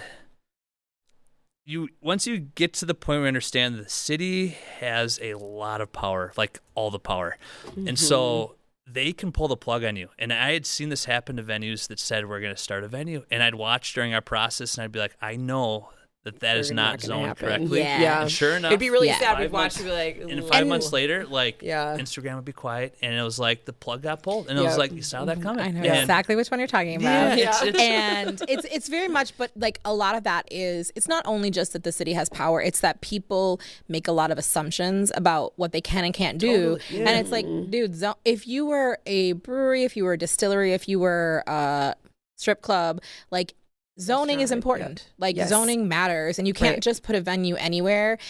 I mean, Machine Shop is in a mixed industrial, like, it's very much zoned correctly, but had neighbors that were not keen on this whole thing opening, and we had to jump through so many hoops in the beginning. You had all the historical stuff you had to keep intact, which the is such a State Parks challenge. Historic Office, which is Yeah. like, you know, it's like historically designated. It's like a whole thing that, like, you know, if you renovate a historic building, if you abide by their rulings, you can get up to 40% of your 40% of your construction costs back in tax credits over 5 years. It's a lot of money. It can be a lot of money, but the power that they wield is intense, and the information that they share is not. It's very vague, and it's like Yeah. you just get in the back of the line. Like you can be at Yeah. the front of the line and like present them with something, and they're and like, they can just go, nah. And "You're then- missing the X, Y, and Z. Get to the back." or they just don't even Yeah. really tell you why, and you're like, No. but, and then you just have to resubmit, right? And they have It's like, nuts. they have There's 90 so many days things. to review it. They Yep. review it at day 89. Yes. And then they mail you, still mail you Yes. back a letter that you have to wait another Oh my week God. for. And it's just like, we had started booking Machine Shop before we got the yes, because we were working with a consultant, and like, we're working very hard to like make sure that we would get a yes. Yes. But we still didn't know. That was us too. Yeah. Absolutely. We were booking it and we were like, we don't know. Yeah. We don't know. We think Well, we and- think. and- yeah. and- we have and- 3 plans. And I just want to we Yeah. can be self-deprecating, Yeah. but I mean, at the end of the day, we would tell clients, and we were very upfront. we were very Yes. upfront with that. Yes. We're like, You know, we cannot like, have our liquor we- license yet. and- yes. and you know what? We weren't Like, lying to anyone. We'd always say, Yeah. like, with the end time, like, we have no reason not to think it's going to be 12 o'clock, but It's until not it's signed in confirmed. ink, like, so Yeah. every client They early knew on, that. They yeah, knew. They that. knew. Right. Yeah. And I Yeah. mean, you guys are extremely ethical about things and very like transparent about it. So it's like, there's no question in my mind that you were doing it the right way. And also, like, I remember having that conversation with you and being like, Elliot, there's ways to fix this. Like, you're going to be okay. Like, there's workarounds for everything. Totally. Right. Yeah, and yeah, like, yep. but it is hard when you've put a ton of time and energy and you've built an entire business model predicated on like, these are our numbers. And now the city's like, Maybe JK, not. like- yeah, That's- yeah. And I think that's, Sorry. yeah. Elliot became like the biggest, like, you were just like so amazing at like doing all the research, and It's like a you hidden could be like talent. a lawyer, Well, like, just- just, like I very understand the talented, code like, very well. oh my Yes, God, you have to. understands it so intimately. Like, you should be a consultant on that. I was going to say, we're going to subcontract you one of these days. Well, He just like understood everything and would like figure everything out. And yeah, I think we just had that like mad respect for the city, but then also at the same time it was COVID. Yeah. And a lot of them were working from home, and it was like Zoom meetings, and they like wouldn't get back to us. Yeah. And I think we had a couple of people we were working with that were notoriously slower. So we're like, They're on this. They're but on mad the respect schedule. for the city. Right. And so we just kind of stuck with them, and it, yeah.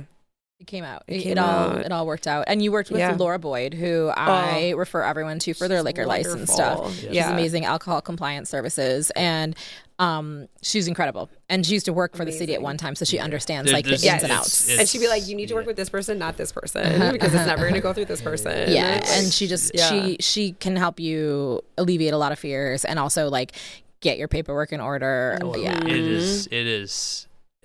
Like, yes. She had so many quite different, the- she's like, here's a plan A, a plan B, and a plan C. Like, we felt so prepared. And like, our plan A ended up working out, but she had two the backup plans. paperwork just in seems case. more intense than like what you give the bank. You know, it's yeah. like, Oh my God. it's no joke. just- I mean, nuts. it is more intense. It's I a think in a lot of ways. colonoscopy of your whole life. Truly, Yeah. like financial Yeah. colonoscopy. Yeah. Right. Absolutely. Yeah.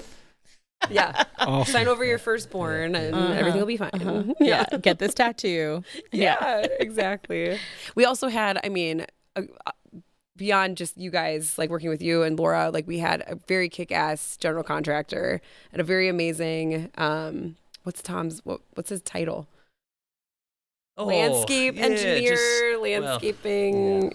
Like We had a lot of just great good team of- vendors. just Yeah. such, like they were just like they understood the city really well too, Yeah. and like had worked on so many different projects and like understood timelines and like all the rules and which ones they could kind of work around a little bit and which ones they needed Some to really things that stick are with. gray areas Yes. versus the black and white. So we felt really areas. lucky with that. I mean, That'd be there was the- like our Tom, our landscape guy, like got in a huge argument with a city planner about trees one day. We were like sitting there like, what the Our hell are they whole talking process about? was going to be held up by the Canopy, coniferous versus deciduous trees, and we'd overplanted. Like, we did more trees than the city was even requiring, and literally they were not signing off. And so they had to get into a debate. I mean, this guy has graduated from the U of M, like has an arborist. Like, Oh my it just, God. but that is the We kind were of just thing where sitting you're in going silence, like what? So we're is holding up happening? business, you know. Yeah.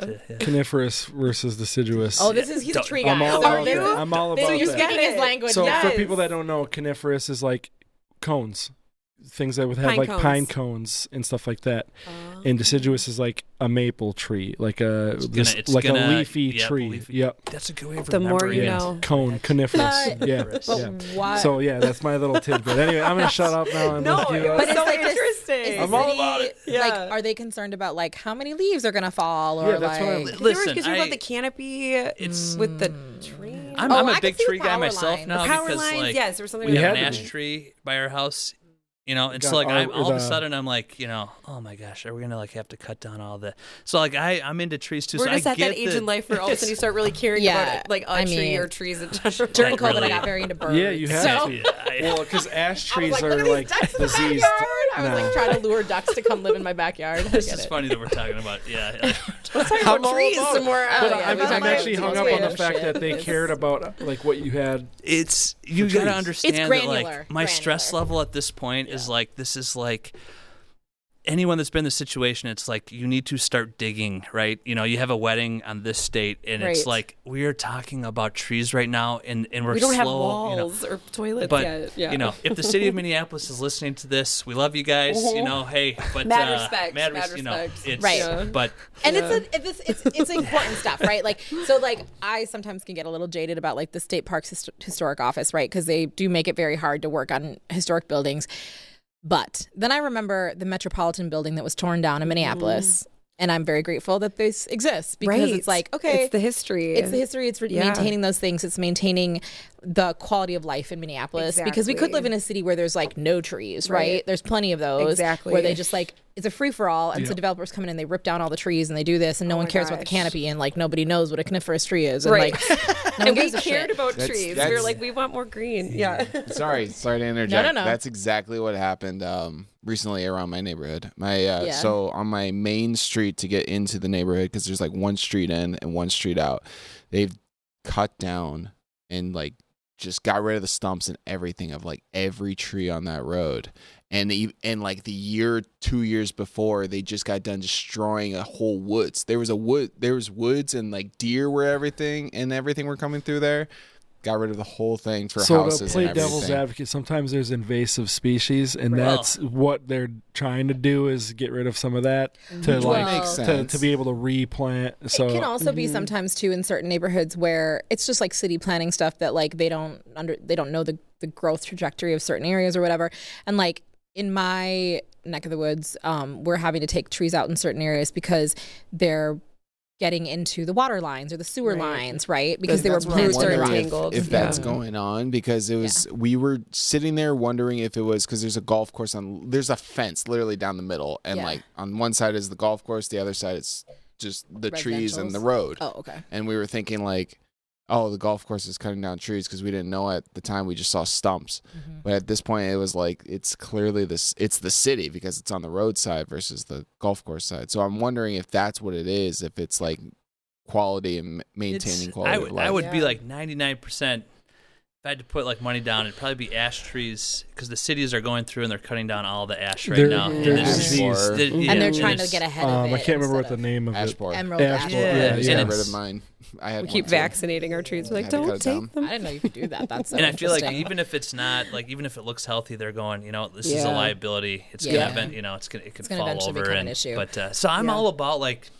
Here we are talking about trees. I'm all about like having It's not the first time. properties have I'm into trees, it. but I'm so into He's it. like, not attention. Like, here we go. I'm hard like, right I now. want to. I want to talk about historic things, and he's That's like a tree trees. joke. Let's That's a do tree this. joke, dude. Yeah. Right. Hardwood. Yeah. Shout out City Minneapolis. No, I think that's cool. What was the ratio that you had to have? He's like, Last question on that. Do you remember though? Because that. that's super kind of funny. I don't. I just. I'll Tom could forward, tell you, you. I'll forward you the email, No, because it's like all good, if you it's ever all want good. to see an email where I just remember he called me up after. It was kind of one of those emails where it's like I schooled them, because I was just like, And you Tom cannot is just like argue the against- coolest so proud of character himself. ever. I love you know, that. it, That's so great. Amazing. That's awesome. He did our whole patio in the He front. overplanned. Yeah, it looks great. Yeah, Yeah, there's it's lots beautiful. of plants and greenery and Yes. trees and stuff, Yeah, and you it's get the gorgeous. little all Yeah. kinds of stuff. Yeah.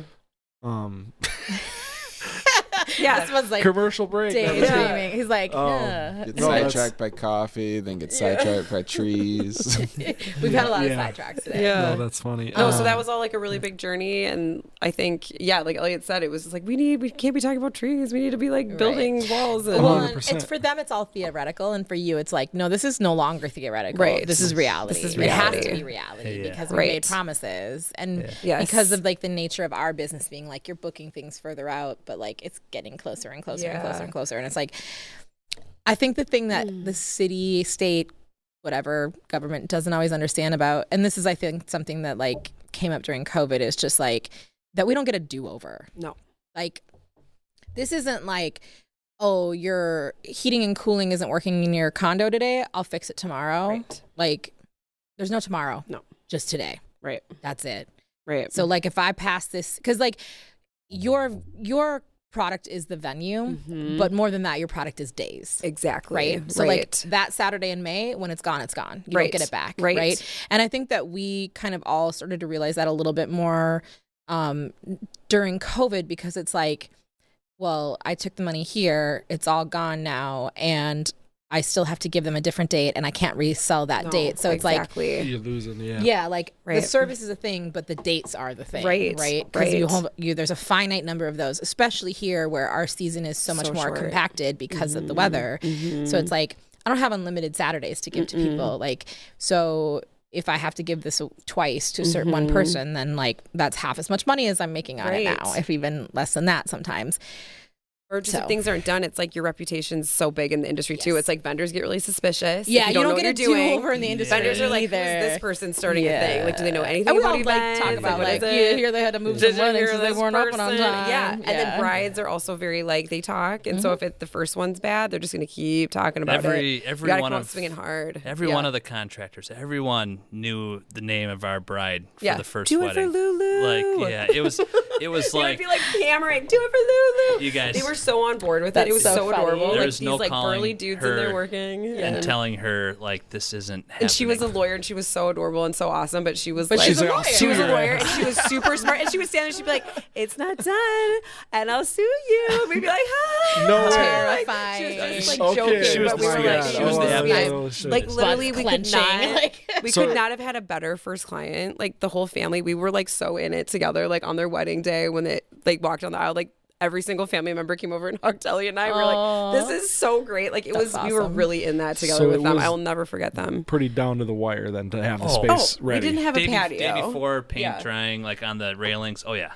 I mean, the patio was not done. We called Lulu. We're like, the patio's not going to be done. We're going to get a huge balloon garland from Girl Friday. And what else would you like? Yeah, what else? Champagne? Let's get an upgrade. What do you want for the head table? What do you want for an install? What are you doing? Like, we just designed the whole thing. And that was a great perk from being a planner. Right. I was like, what do you want? What do you want? Like cool place settings? That makes you want sense. floor-length linens? Yeah. So we just upgraded our whole event, and which was like, honestly, like such a delight to do too. It just felt like the first one, like let's like spoil her and make it awesome. And she was so appreciative of everything and just understanding. So the patio, like people could not come through the front door. Oh right, on the first day, the front vestibule was full of balloons, so people had to come through the back door. Yeah. But you have the back door, thankfully, which is and great. we had air conditioning and everything inside was done. Hey, air conditioning is important. So do you remember how many events you did in the first year? Well, we did 3. So three. You see, that's where like 21. Me following the rules was like you're technically only allowed to have 3 before your license goes into effect. So like we turned away a lot of business. So our between license October and December we did 3. So our license went into effect January 1st. So like there was corporate holiday parties that reached out, and I'm like, that would have been great revenue. But like that's me being like, you got to play by the rules with this city because you only get one chance at this license, and if we mess it up, we're not middle children, either of us. We really are not rebellious.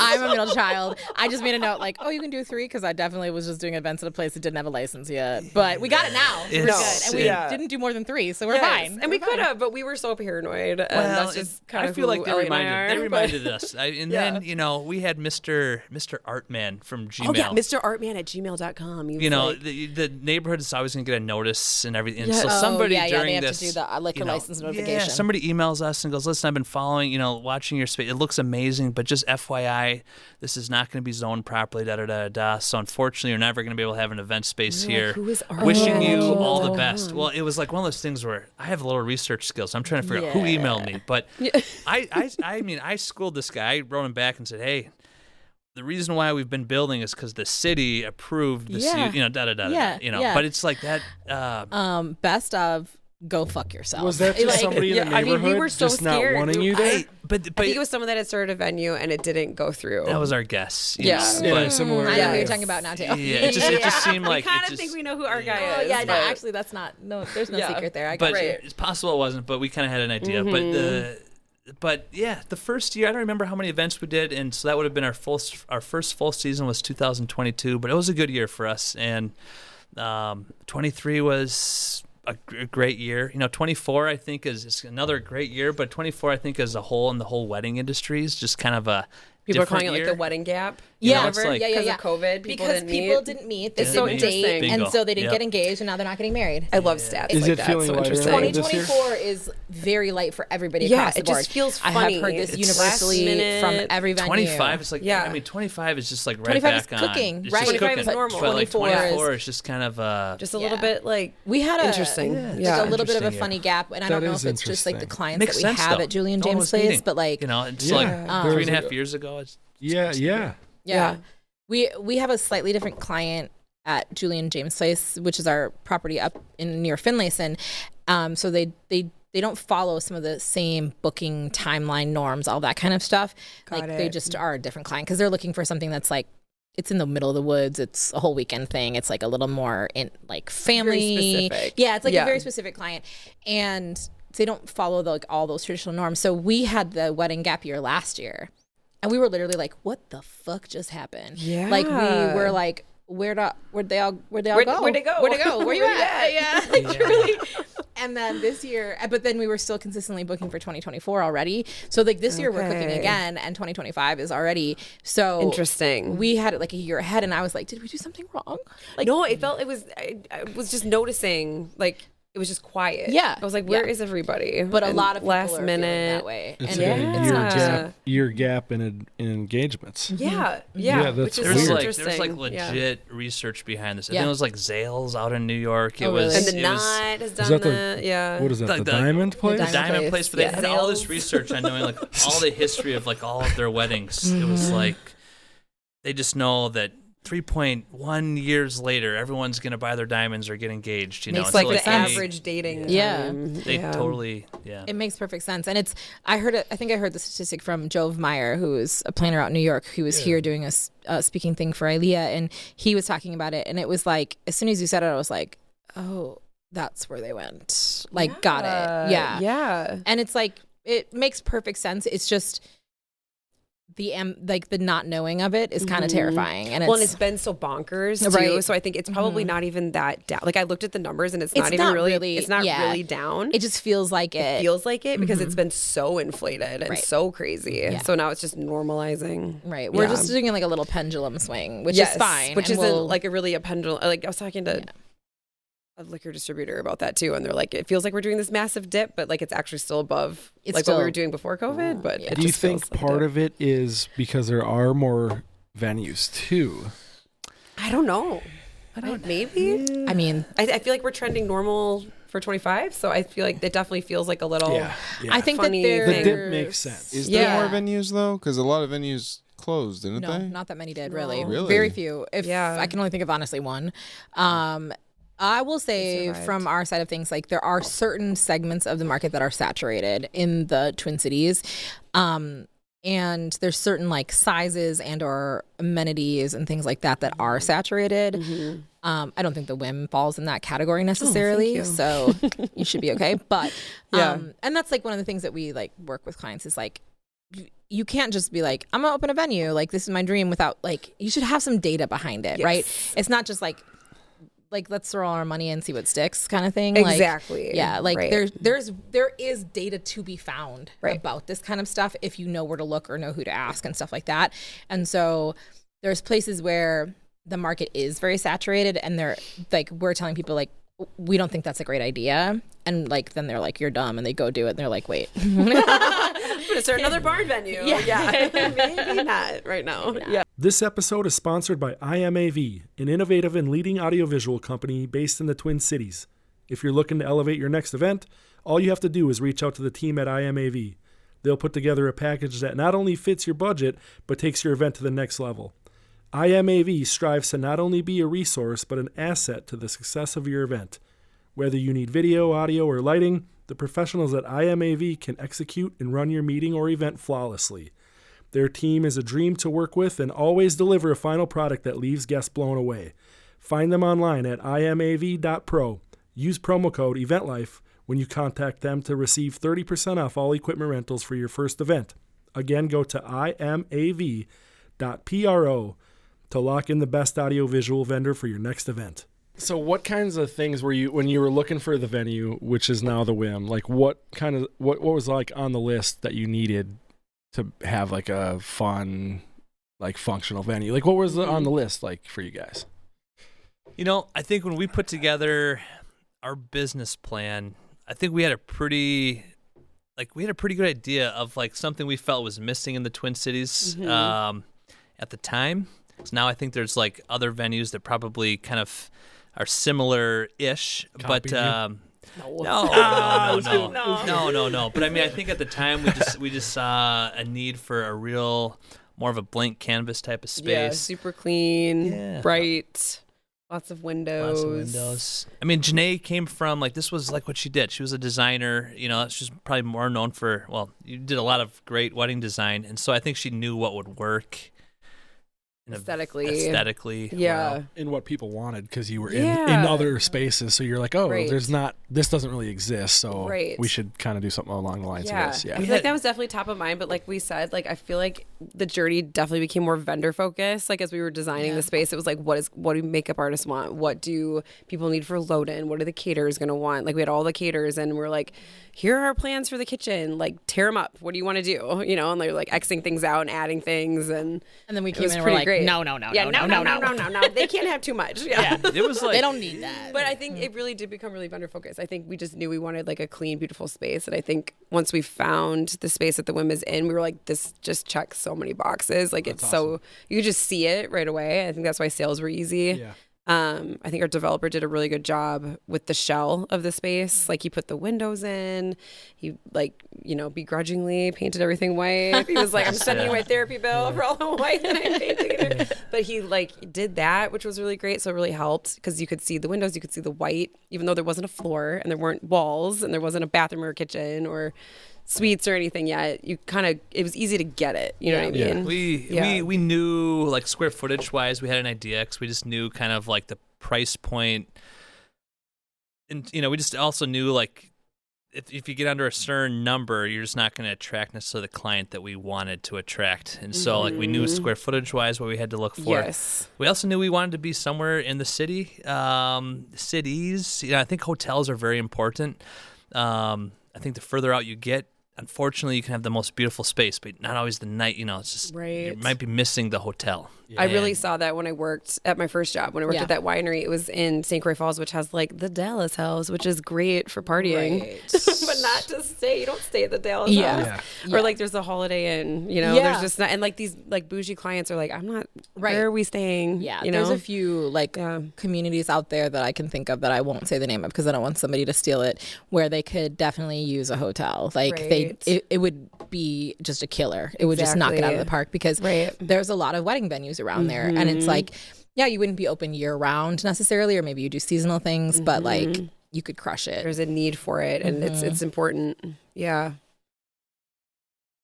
I just listening to the dude crunching wrappers over there. Right. Giving a nice Kit Kat. Right? Was there anything that the venue maybe didn't have that you kind of wish it had? Because you got a patio, right? Yeah. You got to have an outdoor element. We built the patio. Yeah, the space just had like a lawn when we first found it. I think that, literally, I think the way I describe it, and like sometimes you get clients or people that ask this question, it's like buying a house. Like it's very rare in life you're ever going to find something that checks every box. Right. Like you're going to find like, what are the most important boxes it's going to check? Exactly. And then which are the ones like, okay, could I? And so I think for us, like the ones that maybe aren't, it's we're close to residential, and so that's something that hasn't ever been you can't hear it problem. Can't hear it, but I think it does deter some people. I think they're like, sure, there's a train. I don't like it. I don't want to aesthetically see it. There's a very interesting like sort of we try to explain this to people all the time, which is like you would be amazed at things that will turn somebody off, right? You never it's know. the smallest things that become a barrier to entry for them to book your space, and it can be as simple as a train that they might or might not see. Yep. And they won't hear, right. but they maybe won't even see, but it could be a possibility. Exactly. That's all it is. Or like there was someone who we were talking to that wants to build, maybe still doing it. We didn't really end up like working with them because we didn't think that it was viable. But they wanted to build this super high-end thing, but the bathrooms would be downstairs. And it's like, that's be a problem. So silly, but it's a problem, People right? will think that's a problem. Yeah. And exactly. I was like, I don't know how to explain to you, but if you want to charge like $12,000-$15,000 for this, like having the bathrooms downstairs is a problem. Bathrooms are so huge for people. Like everyone comes in and they're like, they're like, where's the bathroom? Immediately right away. Okay, so there's the bathroom. And then like, if someone doesn't want to see the bathroom, I'm shocked. I'm like, so here's the bathroom. But it's an important thing. After speeches, you get 300 people, 250. After speeches, a long speech. I mean, bathrooms are important. I know if like a tour goes in and they're like, oh, that's a beautiful bathroom. I'm like, great. It's like, it's one of those places where like, if you're going to spend a lot of money in like, or going to put your money somewhere, like, it doesn't seem like it should be the bathroom, but that is definitely one of the places. And I've heard stories of people like going into the bathroom first thing. Yes. And if the bathroom is kind of nasty or just small. it's too small. It's not enough. Done. Or it's just done bad. They're like, throwing it out. This. Yeah. I'm going to be snippeting this and like sending it to somebody that I've had this argument with a few times. It's so important. It's not just me. No. And huge shout out to Studio Gray. They were our designers. Yeah, they did a beautiful job. Love bathrooms. Like they were really excited, and they did this like amazing, like we have this really cool tile on the ceiling in there, and like it's just I think they'd say they had the most fun, like design the bathroom. Everything else. That's awesome. Yeah, it's also like you can make a big impact in a small area. It's like if you did that tile on the entire roof of your building, like that's insane, right? But doing it in a bathroom, it's small square footage, high impact. Exactly.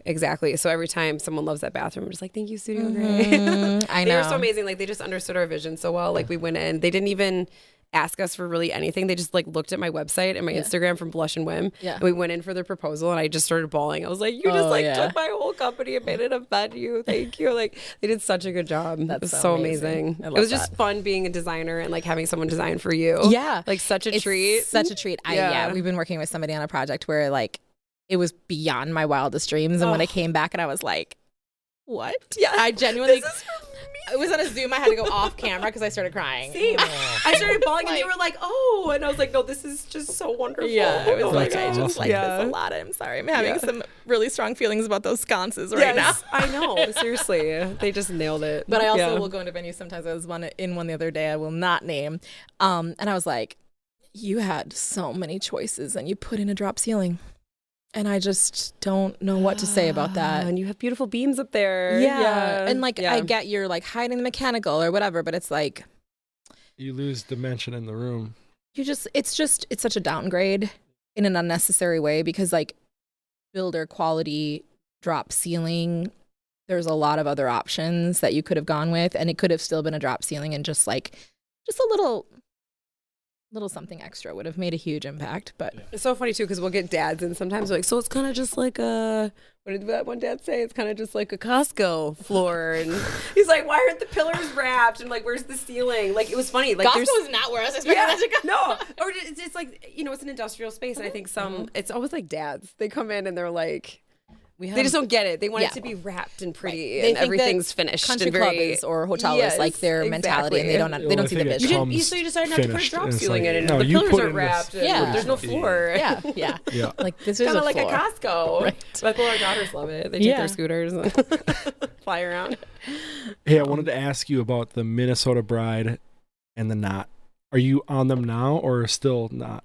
No, we are now. Okay, yes, you are. We are now. Yeah. Okay. We are definitely on the knot. We do stuff with Minnesota Bride. But you were killing it without them.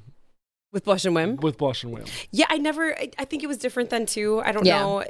Minnesota Bride was structured a little bit differently back in the day. No one really I feel like there weren't a ton of advertisers. It just wasn't advertising focused. Yeah, I would agree with that. I think that it had taken a turn at some point where it was like much more heavily, or maybe it always was and I just wasn't aware of it or something. I just feel like no one was advertising unless you were like a venue or a caterer. Yeah, it was a little bit different. So you're kind of, I feel like you just kind of look and see what people around you are doing, and like other planners weren't really doing it. So I was like, okay, I won't do it. Right. Gotcha. I don't know. Yeah. And then when I started doing the knot later in my career, and it really helped. Like that's what I was going to ask. Like, so especially with the Whim, it helped it like boost it up a little. For the Whim. Okay. Yeah, I don't. It's for hard venue. because for a venue you have done to it be ever on that since stuff. we launched. So I guess it's hard to have data on like doing it versus not doing it for the venue. Totally. But I think for Blush and Whim, I hit a point in my career where like my team was bigger and I could handle more volume. And I wasn't early on. I was really concerned with quality over quantity. I just wanted less events and I wanted to do them really well to like build my brand and my style.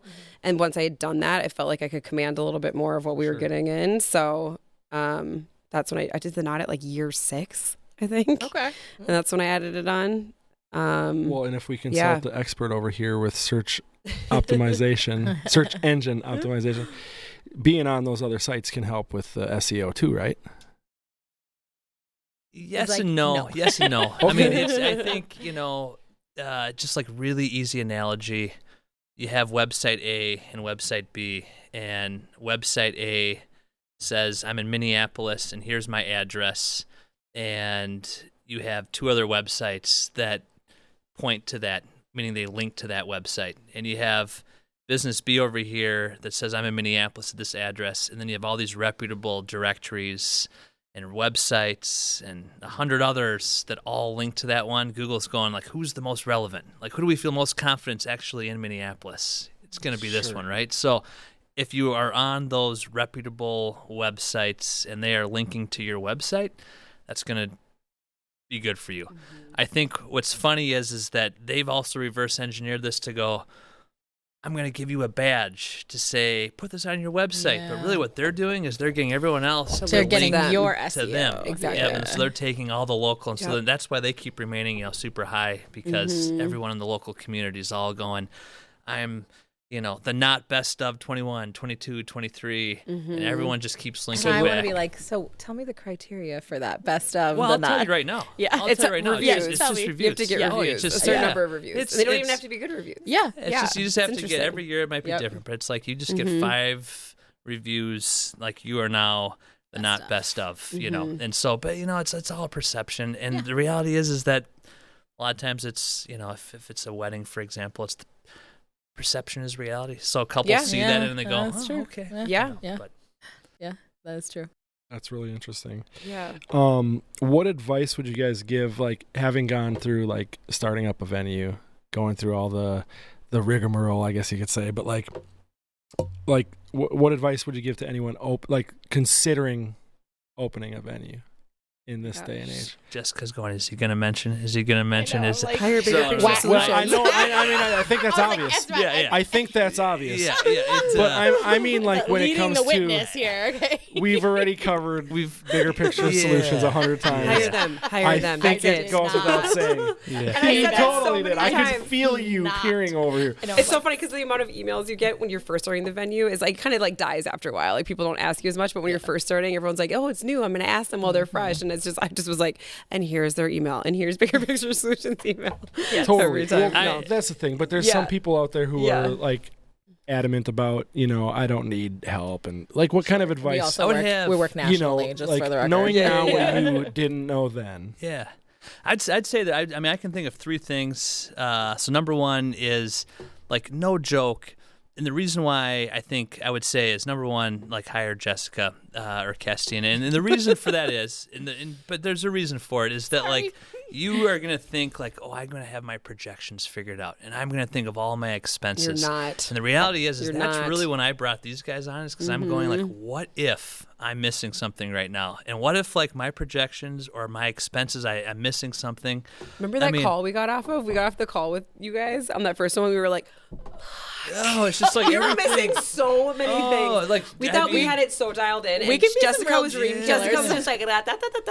and I was like, oh but my listen, god. listen, like when you're gonna like put your life on the line, and like go all in on something like this, like you better make sure your numbers are right. So that's why I'd say, number 1, you have to do that. Number 2, I would say it's just kind of like, and this isn't like woo woo, but it's like you got to make a decision if you're gonna do it. Like just you're in and you're going for it, and then you Burn have the to ships. like every single day. It's like, okay, middle of the summertime, we find out, oh, COVID's not going to be able to get our kitchen stuff here in time. And I'm like, okay, what are we going to do? And I'm like, if there's a will, there's a way. And so like immediately I call up another place. And I'm like, hey, they said they can't get to me. And then they find out, oh, I'm calling another place, and like there's 30,000 that, we're not going to get. And by 24 hours later, we had our kitchen stuff figured out again, back on track. So it's like, It really is the burn the ships mentality. it's Elliot like- said that all the time. He was like, burn the ships. There's no ships- turning back. Somebody's taking our Yeah. kids if like we don't make this happen. So it's like Bye, Sloan we're and in, I did sometimes get off calls with them and have a panic attack myself. Yeah. I'm like, I'm nervous.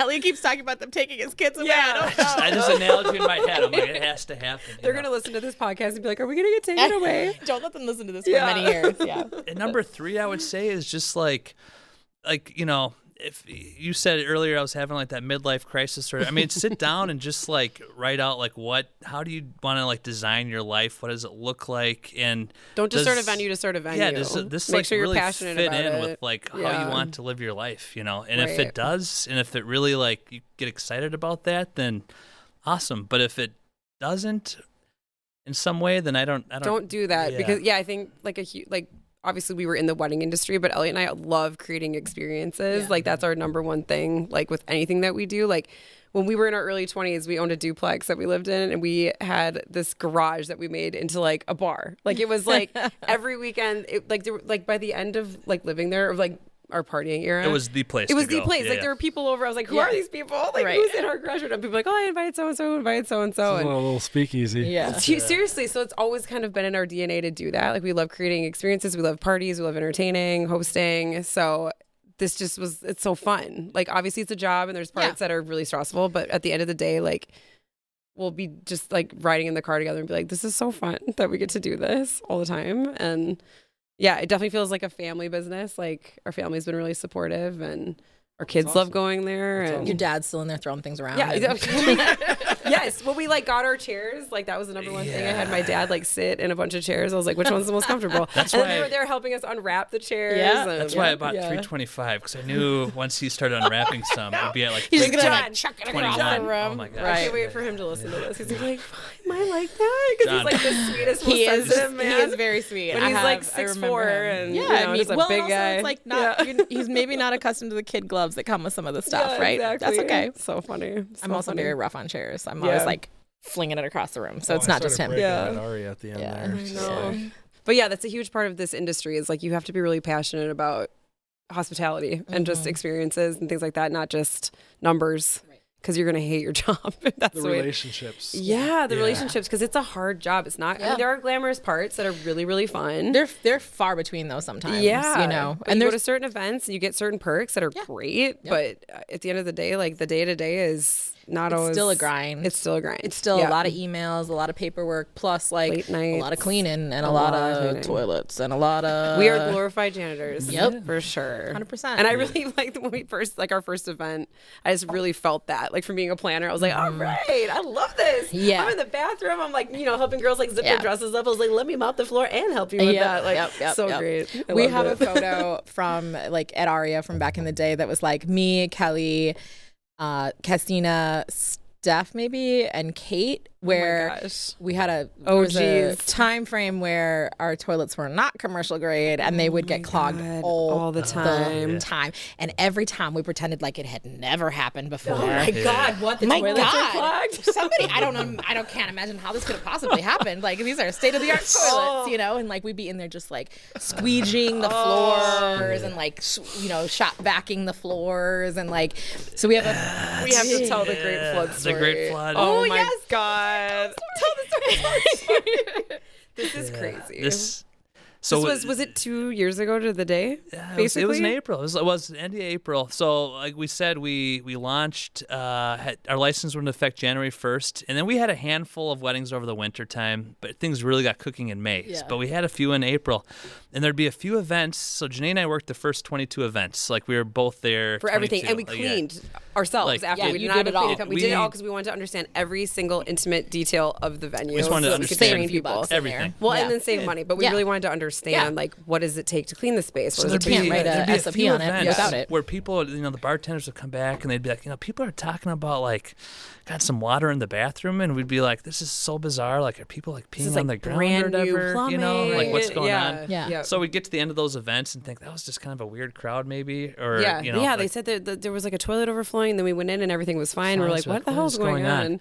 Well, anyways, it's our biggest one. So let's say this guest count was roughly 280, and this was a big drinking crowd. It was also like one of our higher bar bills ever at the space because it was Like just still to this like day, to this still day, one of the like biggest. it was just like yeah. a big crowd, Yep. nicest people, Oh. nicest guests. the nicest family. But it Yeah. is after speeches, and we all know that's when the bathrooms get hit the hardest. Yep. So after speeches, all of a sudden everyone goes to the bathroom. And they had the bar closed during dinner, so everyone had been sitting the whole time. That so was the everyone, other problem. and it was on that long event. speeches. Everyone goes to the bathroom, and all of a sudden everyone keeps coming up, and they're like, the bathroom's flooding.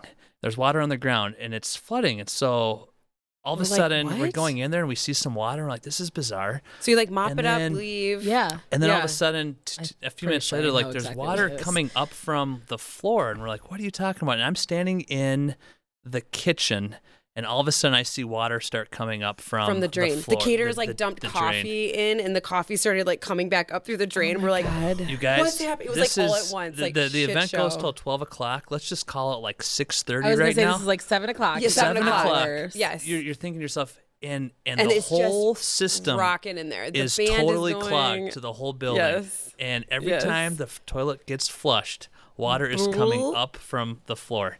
So you got to imagine now, this is both bathrooms. Me And and Elliot are there. Our bar staff is there. Like we didn't have any managers yet. it was just us. It was just you know? us. So, it was just us. And, so yeah. it's that moment where we took out the shop vac, you guys. I was I standing stood over in the the- drain yes. with the shop Yes. vac. Every time they flush, I'd be like, We're calling every... You're like, we called our brother-in-law, who's like A plumber guy? No, or he's just like, he now handy? has a handy business. Yeah. And he just like had like some shop vacs. Our bartenders were calling people that Soon, have you shop guys. vacs. Soon, you We're, like, there's like a drain in the middle of the space, and like a lake the under couple, those big the drapes couple, in they the kept middle. coming up and they'd say, "Oh my gosh, we are so sorry." Our people like they The bride is like bride's tropsing mom through this lake. She's wanted like, it's wanted to come fine. in and wanted to like help mop. Yeah. Long story short, I mean, No. we're calling plumbing company after plumbing company while this is happening. Plumbing company finally gets out there. You guys, it ends up that this was after construction. Like just like the main, like all this construction debris had like Gone in built the up. main line And of it the whole was- building. Yeah, like, yeah, just yeah. Our space. I was gonna say it's like tree roots or something like No. a main line clog. For Our whole sure. building was all new construction within like our time period of when we did our build out, and so it was like the spaces next to us were all doing build outs, and so it was like cement and Well, sand it's like, it and literally like could be like, Yeah. well, I'm sure it was a lot of things, but it could just Yeah. be dust. You know, like Right. there's so much accumulation of dust like that. I had to call. they opened the city drain, and it was all the way to the top. we've All never- the I mean, way, they- like 13 feet of water up. We had It to was call. We had to crazy. call. I mean, I called about 4 plumbing companies. I sat out there with the developer. I mean, I had to like triple check that this would never happen We would again. flush the you know, toilets and like go it, look down the Oh, city line, and be like, is it 100%. flowing?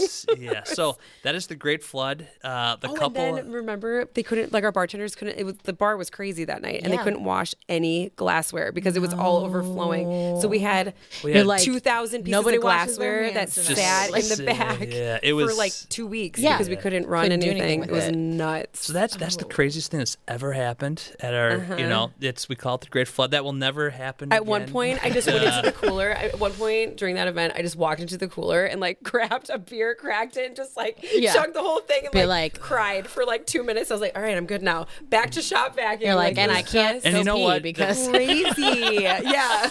On our end, like as we describe it, it's just like it really does bring back like my heart right now is like, you know. But, Oh, yeah, I got like a little bit. I know I was getting And Crave, very, like, That's Crave intense. was so understanding. They're like, oh, we had Muse. It used to flood all the time. Don't worry. They were like so nice about I mean, it. but Could not have been Crave nicer. was amazing. Like they were all Oh my stepping God, in, so all the bar. I mean, understanding. we had everyone. But you know, at the end of the day, the couple afterwards, they had a great band that night. I don't think really anyone knew other than like They just everyone were so knew. nice but about they it. all- were Yeah. also nice. But about they, it, yeah, you know? and We also gave 'em you were discounts right, after, and yeah. you were fixing it. You were doing your best to fix it. I Yes. feel like if they're reasonable people and you're doing a reasonable amount of like effort to like, if you were just like, not my fucking problem, it would be a different conversation, obviously. And it felt really good to know that it actually wasn't something with art. Right. It was like It the wasn't. city. It Yeah. was the city main line clogged. yeah, And that was that. And that was not And, something yeah. that you could have foreseen in No. a million That was not going to be years. an Aria situation where it's like every week, like, oh, this has never happened before. Oh my you know? God. Or Muse. Like The used to amount flood of all the like time. events, Yeah. and now that it's not open anymore, I'm just like, whatever. I'll tell all the terrible stories about it, I guess. But like, Yeah. I mean, the toilets would clog all the time for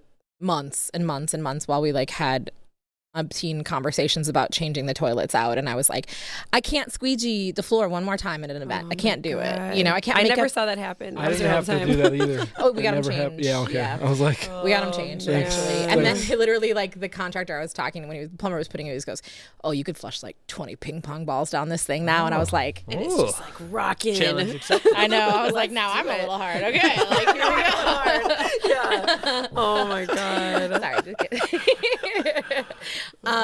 And we had a ceiling leak for months At Aria? Mm-hmm. Oh my God. Where? in the main room. Oh no. oh man, I got one too. And it's from Shit. so high up. So you're like, Right. where is it coming from? And there's like a long story about why the roof got punctured, because I do know how it happened. But anyways, there was a puncture in there. They were like not getting it fixed, whatever.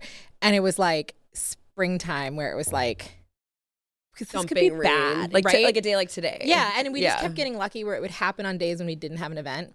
And then one day we had an event where it was like a medical supply company doing like some kind of conference or whatever. And then it started raining, and in the middle of like the presentation, it started raining directly in the middle of somebody's table. And I was like, Good. that has never happened before. Just awful. You Yeah. know? I had no idea. I had no idea. I don't know what possibly could have happened. And I was like, it's a water feature. I don't know. Like, I have a couple Aria ones. There was one event. Kelly can speak to this too, but it was like a spring day where we had a lot of snow, and then it was like all melting, and there was like a puddle up on the roof, and the vent kind of came up to like a certain height where it was like like water would never usually go above this part, so it I'm would just never listening like to leak. this. But Yeah. this thing was like a foot underwater. I had to go up God. there, and I was in my dress shoes, just walking. Oh, and I through bet the it had shit. like frozen over part of it. When the no, it Metrodome hadn't frozen collapsed yet. that year. So it was leaking through this intake vent. And where does it go when it's in the building? So there's Alex, I don't know, you guys maybe know, like the disconnect, like the power. Oh, the distro. The fucking distro, which is like, I don't know how much power is running through this thing, but it's a massive amount of 400 power. amps. Oh, 400 God. Yeah, So it's a did it 400 explode? amp thing. No, but the water's leaking like a foot and a half from it, like just gushing in through the building. God. And so I'm freaking out because I'm like, there's a band, I'm pretty sure, using it. They're plugged into it. And this is happening. The band's playing down there. I'm like, fucking, I'm going to die probably. Yeah, I'm standing in a puddle next to a But 400 amp. Kelly and I, we I'm about went, to we get like got cooked like shovels and we shoveled the water, and there was like, it was kind of, there was a drain in that area. It was like kind of frozen over, kind of clogged. Cleared that out, and like it started to go down, and like it took about a half hour though for that to stop leaking. This is the kind of thing when people are like, I want to open a venue. Yeah, no. And Yeah. you're Just like, think through things. just like think about these things a little bit. The yeah. other one is they redid the roof finally. Yeah. And right outside of my office, there's a skylight, and they like didn't fucking patch it all the way. Oh no. Because they were like we had still, some of this with they our were still kind skylight. of in the midst of it. Yeah. So I literally went upstairs, and I'm about to leave for the night, and I go like put something in my office, and then I go to the bathroom, and while I'm in the bathroom, it starts downpouring hard as fuck. And I'm in the bathroom, and I'm like, what is that sound? And I'm like, I know it's I raining get- outside. Yeah, no, I'm like, It sounds I'm like, inside. I'm like, oh, maybe it's the bathroom next worse. door is running. Like something's running. I'm like, hear water running. And I come out, and it's fucking, there's like so much water. Lake. Yeah. So much water. And it didn't stop because there was no one there to fix it. Well, there's nothing to do. And Like, I you wasn't can't- about to go up on the roof. Yeah. In So the it middle just of a rainstorm and try to figure out how to fix that. You Yeah, can't. no, it's done. It's in the office at buckets least, and but, then yeah. mopped it. And Damn. it was stupid. But those are, that's Aria. Okay. It's like old buildings. Like, I mean, our Yeah. building's really old, and like Right. when we never had anything major, but like there were just like little leaks here and there, like on really rainy days Yeah. in the beginning. And it was like, okay, we gotta like fix this spot or fix Right. this. Right. We have skylights in there. It was like fix Yeah. the thing A around the little skylight. silicone on here. Yeah, exactly. Okay, I want to tell you one more like water story from Aria, and then we probably should wrap at that we'll point. But so it was the same time frame when the roof was leaking, and I kept like being like, this is going to be a problem one of these days. Like it's going to be a huge problem. I'm very concerned about it. Whatever. Kind of kept getting like kicked down the road because it's obviously a big project. It's a big roof. Oh, like, all it's that so stuff. expensive. Yeah, I get it. To a certain extent. but fix it, please. But also that. And we had this event, and I feel like I cannot say who it was to a certain extent because I don't want them to know that this happened because they probably might still sue me for it or something. But we had a car company that did a commercial they like live streaming something or something like that. And so we'd set it up the day before, and they had a band on the stage, and it was like a local band, but they were like pretty well known, bigger band. And they set all their stuff up on the stage. Everything was plugged in, like ready to go for the next day. And I went home, and I remember it was like 11 o'clock, midnight, something like that. It just started downpouring. And I was like, fuck me. So I drove to Aria in the middle of the night because I was just like, oh, God, is it going to be? Walked in. All of their equipment was like 4 inches Drenched. underwater. No, it's like you just know. Yeah. You just know. Yep. Oh. So I just like I feel like I just unplugged it, got out fans, got out the mop, got out a wetback. By myself, was in there at like 2 o'clock in the morning, like cleaning the floors, putting fans on everything, like and like I called my brother because he's a musician. I was like, bro, like what kind of like liability, like what's the issue? What's going to happen here? He goes, as long as it's not wet when you plug it back in, you'll be okay. Yeah. And I was like, are you sure? No one's going to die. Yeah, like I can't handle the idea of electrocuting somebody. So I need you to be very sure about this. Like I need to really know. However, I don't want them to know that this happened. So like how can I balance these two things, right? Oh my God. I was there till like 6 o'clock in the morning drying out band equipment. And then you're there for the whole event, like so tired. And so then it had stopped raining at that point, and I was like, no rain on the forecast, like whatever. The next morning they came in, I was like, oh, I plugged it because of blah, blah, blah. I don't even know what I said. And they plugged it in, and I was just like, Steam comes out of it. And they turned it on and everything was fine. What'd you do? Yeah. Everything was fine. They turned it on. Everything was fine. I literally was in tears. I went in the back room, was like, oh my God, they kind of died. Oh, okay. And you think about all the events you go and cry in the bathroom. Oh, so many. Oh, it's so many. A lot of crying in coolers, a lot of crying in storage rooms. Our foreman at Machine Shop caught me crying in the closet that was not constructed yet. So it had the studs basically and nothing else. And I was crying in there like it was a real room. And he comes in and I was looking at an email on my phone and it was upsetting and just stressed me out. And I felt very overwhelmed and I started crying. And he comes and he goes, oh, yeah. And he goes, are you looking at sad movies on YouTube? And I was like, yep. Yeah, in the middle of the event. That's totally. No, it was in the middle of construction. Oh, it was just a total mayhem. That's and I was so funny. that's what I was doing. I had a bad event to use one time and I just had to take a minute and I went in the storage unit and started crying and a bartender opened the door and he was like, oh, and he just shut the door. He just goes, oh, and shut the door and I was like, oh God. And then later I was standing by the bar and he just slipped me over a little drink. And he was like, it's a Sprite. It was a nice sip. It feels like your blood pressure, blood sugar might be a little low. Yeah. Kelly used to call the walk-in cooler the screamatorium at Aria. So she's got some really good humor. One-liners. She's awesome at that. So funny. Anyways. So for people that want to find you guys, you want to plug yourselves a little bit? Yeah. How do people find you? You plug it, Elliot. Mr. SEO. You're talking to me, the guy that does all the social media right now. Yeah. I'd say find us on Instagram at the Whim Events. You're everywhere at the Whim Events, right? Yes, thewhimevents.com.